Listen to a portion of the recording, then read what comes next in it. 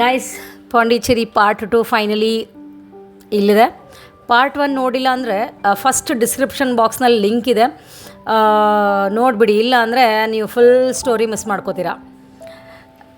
ಯಾಕೆಂದರೆ ಪಾರ್ಟ್ 1ನಲ್ಲಿ ನಾನು full story ಹೇಳಿದ್ದೀನಿ, ಬ್ಯಾಂಗ್ಳೂರಿಂದ ನಾವು ಹೆಂಗೆ ಹೋಗಿದ್ದೀವಿ ಅಂತ. ನಾವು ನಮ್ಮ ಹೋಟೆಲ್ ಕಡೆ ಹೋಗ್ತಾ ಇದ್ದೀವಿ ಇವಾಗ. ನಮ್ಮ ಹೋಟೆಲ್ ಬಂದು ಲಾ ವಿಲ್ಲಾ ಅಂಥೇಳಿ ಚೆನ್ನಾಗಿದೆ, ನೈಸ್.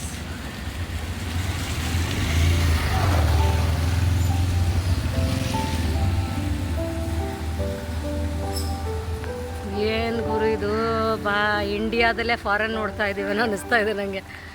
ಸಖತ್ ಮಾಡಿದ್ದಾರೆ, ಬಟ್ ವೆದರ್ ಮಾತ್ರ ಎಕ್ಸ್ಪೆಕ್ಟ್ ಮಾಡಿರಲಿಲ್ಲ. ಇಲ್ಲೆಲ್ಲ ವಿಲ್ಲರ್ ರೆಂಟ್ ಮಾಡ್ತಾರೆ. ಇಲ್ಲಿ ಯಾರೂ ಬಸ್ಸು ಆ ಥರದ್ದೆಲ್ಲ ಓಡಾಡೋದಿಲ್ಲ. ಈ 2 ವೀಲರ್ ರೆಂಟ್ ಮಾಡಿಬಿಟ್ಟು 2 ವೀಲರೇ ಹೋಗೋದೀಗ. ಫೈನಲಿ ಹೋಟೆಲ್ ಒಳಗಡೆ ಎಂಟರ್ ಆದ್ವಿ ಫ್ರೆಂಡ್ಸ್. ಆನೆಸ್ಟ್ಲಿ ಹೇಳಬೇಕಂದ್ರೆ ಫಸ್ಟ್ ಲುಕ್ಕಲ್ಲೇ ರಿಯಲಿ ಸೂಪರ್ ಇಂಪ್ರೆಸ್ ಆದ್ವಿ ಹೋಟೆಲ್ ನೋಡಿಬಿಟ್ಟು. ಔಟ್ಸೈಡಿಂದ ತುಂಬ ಸಿಂಪಲಾಗಿ ಕಾಣುತ್ತೆ, ಬಟ್ ಒಳಗಡೆ ಎಂಟರ್ ಆದಮೇಲೆ ಸಖತ್ತಾಗಿದೆ. ರೂಮ್ಸ್ ತುಂಬ ನೀಟ್, ಕ್ಲೀನ್ ಮತ್ತು ಕಂಫರ್ಟಬಲ್ ಆಗಿತ್ತು. ನೋಡಿ, ನಮಗೆ ಸಿಕ್ಕಿರೋ ರೂಮು ಮೇಲಿದೆ, ಇಲ್ಲಿ ತೋರಿಸ್ತೀನಿ ನಿಮಗೆ. ಬಟ್ ನಮ್ಮದು ಚೆಕ್ಕಿಂಗ್ ಬಂದು 12 o'clock ಇತ್ತು. ಬಟ್ ಏನು ಮಾಡಬೇಕಪ್ಪ ಅಂತ ಗೊತ್ತಾಗ್ತಿಲ್ಲ. ನೋಡೋಣ ಒಳಗಡೆ ಹೋಗಿ. ಯಾರಿದ್ದಾರಪ್ಪ ಇಲ್ಲಿ? ಗುರು ಯಾರು ಕಾಣಿಸ್ತಾನೆ ಇಲ್ಲ. ಇಲ್ಲೇನೋ ರೆಸ್ಟೋರೆಂಟ್ ಇದ್ದಂಗಿದೆ, ನೋಡುವ ಏನಿದೆ ಅಂತ ಒಳಗಡೆ. ಓ ನೈಸ್, ಇಲ್ಲಿ ಐರನ್ ಮಾಡು ಕೊಡ್ತಾರೆ.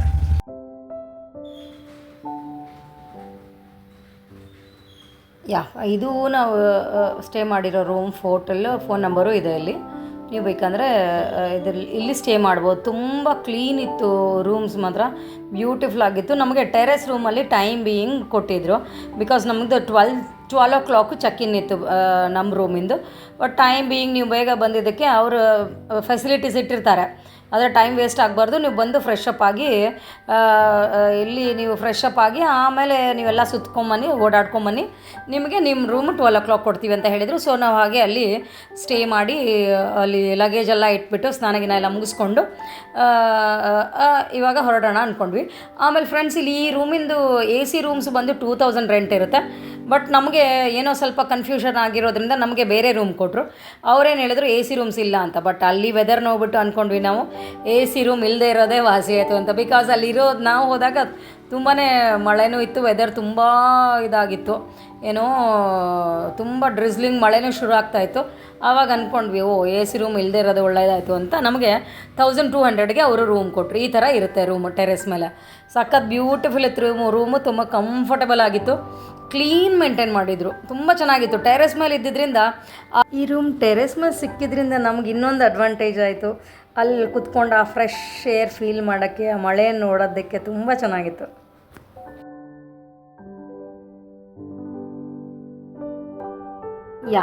ಈಗ ನಾವು ಫ್ರೆಶ್ ಅಪ್ ಆಗಿಬಿಟ್ಟು ಹೋಟೆಲ್ನಲ್ಲೇ ಕೇಳಿದ್ವಿ ಇಲ್ಲಿ 2 ವೀಲರ್ ಎಲ್ಲಿ ರೆಂಟ್ ಸಿಗುತ್ತೆ ಅಂತ. ಆದರೆ ಅವ್ರ ಹೋಟೆಲ್ ಓನರ್ ಹೇಳಿದರು, ಯಾಕೆ ಟೆನ್ಷನ್ ಮಾಡ್ಕೋತೀರಾ, ನಾವೇ ಎಲ್ಲ ಅರೇಂಜ್ ಮಾಡಿಕೊಡ್ತೀವಿ ಅಂತ. ಆನೆಸ್ಟಾಗಿ ಪಾಪ ಅವ್ರು VIP ಟ್ರೀಟ್ಮೆಂಟೇ ಕೊಟ್ಟರು ನಮಗೆ. ಹೇಳಿದರು ಒಂದು ವೆಹಿಕಲ್ ಬಂದು 450 rupees ಇರುತ್ತೆ, ಅರೌಂಡ್ 450 ಇರುತ್ತೆ ಅಂತ. ಸೊ ಹಾಗಾಗಿ ನಾವು 2 ವೆಹಿಕಲ್ನ ರೆಂಟ್ ಮಾಡಿದ್ದೀವಿ. ಒಂದು ಸ್ಕೂಟಿ ಪೆಪ್ ಇತ್ತು, ಹಾಗೆ ಒಂದು ಡಿಯೋ ಇತ್ತು. ಸೊ 1 ಡೇಗೆ ಫ್ರೆಂಡ್ಸ್ ₹450 ಇರುತ್ತೆ ಒಂದು ವೆಹಿಕಲ್ ರೆಂಟು. ಒಂದೊಂದು ಕಡೆ ಒಂದೊಂದು ಥರ ಇರುತ್ತೆ, ಸೇಮ್ ಆಲ್ಮೋಸ್ಟ್ 400 to 450 ಒಳಗಡೆ ಇರುತ್ತೆ. ಫ್ಯೂಲ್ ಮಾತ್ರ ನಮ್ಮದೇ ಇರುತ್ತೆ. ಸರಿ, ಓಕೆ ಬಾಸ್, ಡೀಲ್ ಅಂದ್ಕೊಂಬಿಟ್ಟು ನಾವು ನಮ್ಮ ಜರ್ನಿ ಸ್ಟಾರ್ಟ್ ಆಯಿತು. ಆಹಾ, ಪಾಂಡಿಚೇರಿಯಲ್ಲಿ ಮಳೆ, ಆ ಕೂಲ್ ವೆದರು, ಆಮೇಲೆ ಖಾಲಿ ರೋಡ್ಸು, ಸ್ಕೂಟರ್ ಓಡಿಸೋದ್ರಲ್ಲಿ ಒಂದು ಮಜಾ ಇತ್ತು ಫ್ರೆಂಡ್ಸ್, ಹೇಳ್ತೀನಿ. ಈ ಥರ ನಾನು ಎಲ್ಲೂ ಓಡಿಸಿರಲಿಲ್ಲ, ಅದು ಇಷ್ಟು ಖಾಲಿ ರೋಡಲ್ಲಿ. ಸಖತ್ ಎಕ್ಸ್ಪೀರಿಯನ್ಸ್ ಇತ್ತು.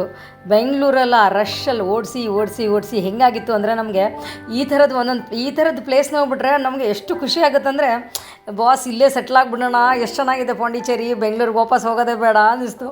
ಅಷ್ಟು ಸಖತ್ತಾಗಿತ್ತು ಏನೋ ಅಟ್ಮಾಸ್ಫಿಯರ್ ಪಾಂಡಿಚೇರಿದು.